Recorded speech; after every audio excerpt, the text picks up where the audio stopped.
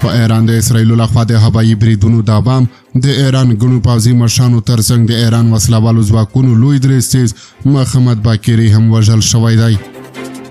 سلامونه ستړي مشئ، وخت مو په خیر. پام وکړئ د ایران ټي وي یوټیوب چینل څخه د نن ورځې تازه او مهمو خبرونو ته.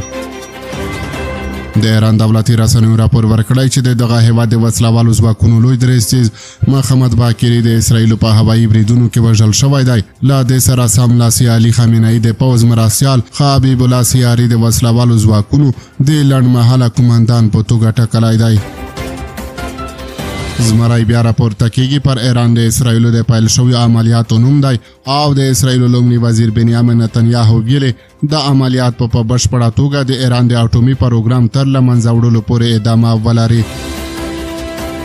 نوموړي پر ایران د بریدونو تر پیل وروسته راڅرګند شو او د خبرداري په ژبه یې وویل په تهران کې د اټومي وسلو غني کولو مرکزونه، پوځي او استخباراتي اهداف یې نښه ګرځولي دي او تر هغې چې ګواښ په بشپړه توګه نه وي ختم شوی دغه عملیات په دوام ولري. اسرایلو د ایران د ځوابي برید له وجې په خپل هیواد کې فوق‌العاده اضطراري حالت اعلان کړی دی.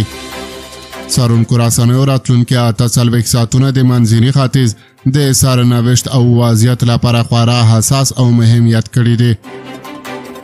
بلخوا د اسرایلو لخوا د ایران پر وړاندې د نن سهار بریدونو وروسته د ایران ستر مذهبي مشر علي خامنه‌ای دا د ایرانی ملت پر وړاندې یو خونړی او څرګند جرم وباله. نوموړي وویل چې اسرایل باید د سختې سزا تمه ولري او د ایران وسلوال ځواکونه به په بشپړ ځواک سره ځواب ورکړي.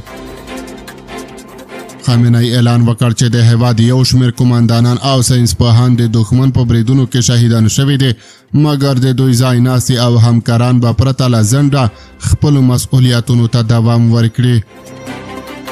نوموړي دا خبرداری هم ورکړ چې دا جرم به اسرایلو ته یو تریخ او دردناک برخلیک راوړي.